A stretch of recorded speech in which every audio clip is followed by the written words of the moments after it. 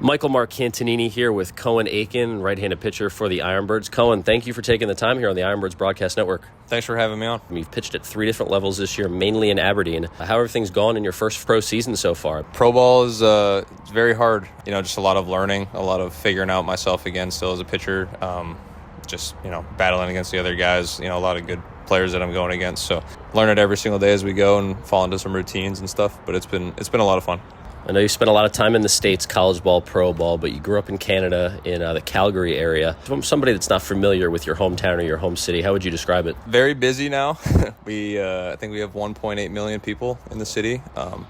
Actually, very jealous because back home right now is the Calgary Stampede, and it's the biggest rodeo on earth. So it's just like 10 days straight of country music and rides and rodeos and watching people, try to catch bulls and, all the fun stuff. So. But growing up there, it's obviously it was awesome. I think the environment's really cool and it's really welcoming to new people. Yeah, seems like there's always something to do up there the way you talk about it. What's baseball like in the Calgary area? Pretty short, I'd say. Obviously up north there's a lot of snow, so we a lot of indoor baseball activities.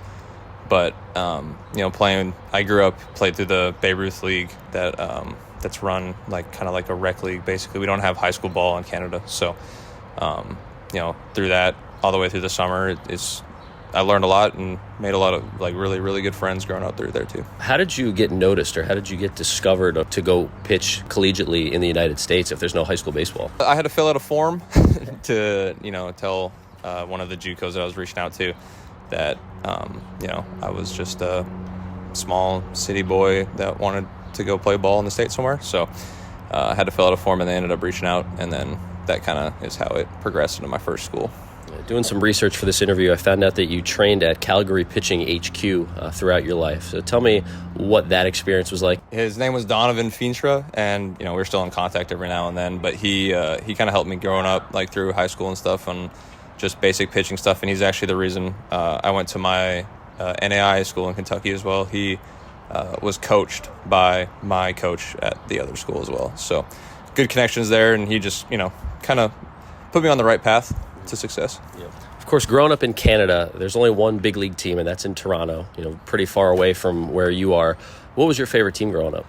It was the Jays. Okay. Yeah, I think if you weren't really a Jays fan in our area, you kind of got hated on for it. It was either them or Seattle's pretty close to us. So, but Blue Jays was heartbreakingly my favorite team for a while. Yeah. How about some of your favorite big league players?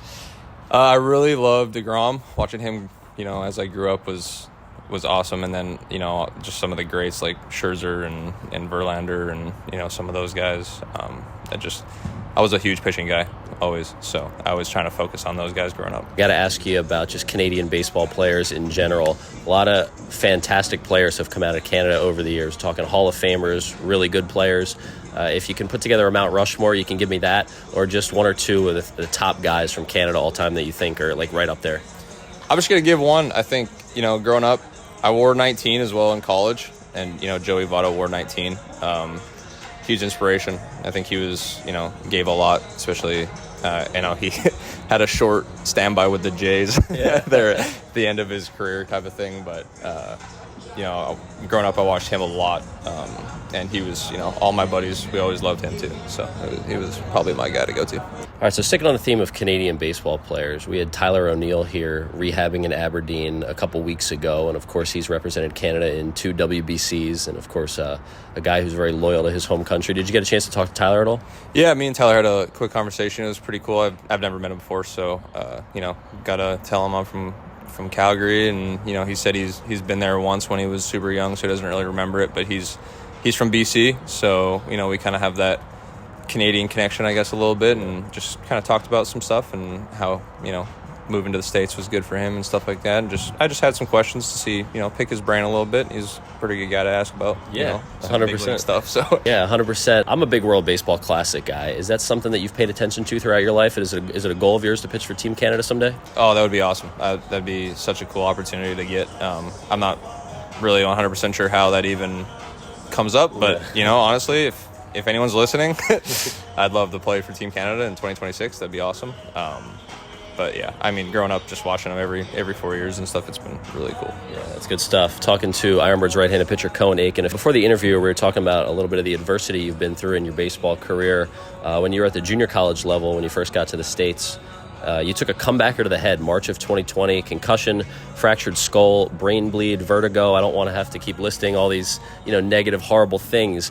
But how did you get past all that to get back on the mound? It was definitely really hard, I will say. I lost a lot of motivation when it first happened after, grinding throughout high school and, really, really working hard to get to where I was at my school. Going home, seeing the family, like kind of getting away from baseball. I actually, I got a job and I was just like pretty much was over it at that point and just kind of found myself super bored. And, I realized like I love this game, and if I really want to, get to the next level, then what's one little thing going to stop me from, pursuing my dreams? And so I honestly nowadays I use it as a motivation, just like proving to myself that, one little thing doesn't really change the outcome of what you want. It seems like you've got a really good perspective on that, and from a mental standpoint, a mental health standpoint, you've got a great perspective. What would you say to somebody out there who has dealt with some big-time adversity in their career, whether it's a big injury or just something else, for them to move past that and just continue to work and get back on the field? For me going through the injury, I think just remembering when I was a kid, like going out with my buddies, playing ball, and like not having to worry about the big things, right? Like the big injuries or anything. Like I fell in love with the game, and every single day I went back out there, and sure I had to start from the beginning pretty much, but same thing, like going all the way through. Just remembered the love that I had for it, and what it's given back to me was the main thing. Not really what I've done for baseball, just like how it's affected my life in general. So I think that just really pushed me every single day. You worked past that adversity. You ended up going to Lindsey Wilson College, an NAIA school in Kentucky, and you were the all-time strikeout leader there when you left. First team all-conference as a senior. What did it mean to you to put up historic numbers there like that? It was a lot of fun. Like I said, baseball, in general, just being able to go out there every day with the guys that I had all 4 years it's memories I'll have forever, right? Just like everyone else that's on this team that went through college and, had their friends. And to put my name in the books there is pretty cool. It's something I can hold on to a while. And, I'm sure one day someone will stop by and for 4 years and break it. But that's kind of the point of records, right? 0-2, right down the chute, a called strike three. Here it is from Achen, swing and a miss, he got him. Breaking ball down in the zone, Achen is fired up. Ironbirds pitcher Cohen Achen joining me on the broadcast. Cohen, always great to talk. Thanks for doing this. Thanks for having me.